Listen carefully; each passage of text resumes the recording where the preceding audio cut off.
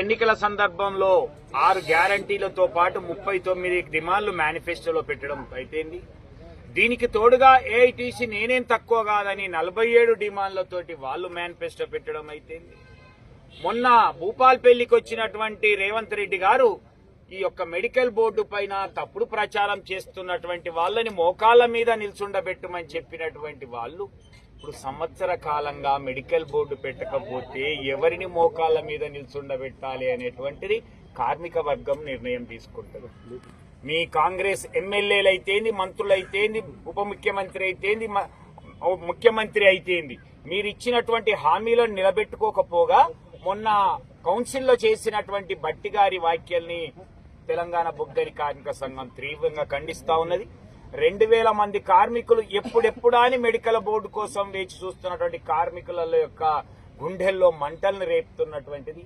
దీనికి తోడుగా అధికంగా ఇన్వాలిడేషన్ అయినరు, వీళ్ళ మీద ఎంక్వైరీ చేపిస్తానన్నటువంటి బట్టి వ్యాఖ్యలు ఈరోజు 13,000 మంది కార్మికులు ఎవరైతే ఉద్యోగం చేస్తున్నారో వాళ్లకు ఏమైతుంది అనేటువంటి ఒక భయాందోళనకు సృష్టించడం అయిపోయింది.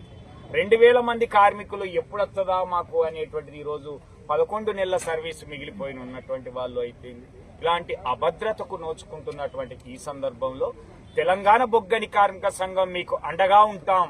మీ 13,000 మంది కార్మికుల మీద ఈగవాలనియ్యం. అలాగే మీ 2,000 మంది కార్మికులు ఎవరైతే ఉన్నారో వాళ్లకు తప్పకుండా మెడికల్ బోర్డు ఏప్రిల్ నెల, మే నెలల్లోనే 5 మెడికల్ బోర్డు పెట్టి వాళ్ళందరికీ కూడా మెడికల్ బోర్డుకు పిలిచేటట్టుగా ఉద్యమించడానికే దాంట్లో భాగంగానే మొన్న నిరసన తెలిపి బాబుల మీద వినతి పత్రాలు ఇవ్వడం అయితే ఈరోజు జిఎం ఆఫీసుల ముందు వినతి పత్రాలు ఇవ్వడం అయితే జరుగుతా ఉంది. ఇప్పటికి కూడా దిగి రాకపోతే యాజమాన్యం కాంగ్రెస్ ప్రభుత్వం తప్పకుండా రాబోయే రోజుల్లో ప్రజాభవన్ ముట్టడా లేకపోతే సింగరేణి భవన్ ముట్టడా ఏ విధమైనటువంటి ఆందోళన చేస్తామో కార్మిక వర్గ సహాయ సహకారాలతో చేస్తామని, అలాగే విజిలెన్స్ డిపార్ట్మెంట్ అనేది మీ యొక్క దాడులను ఆపండి.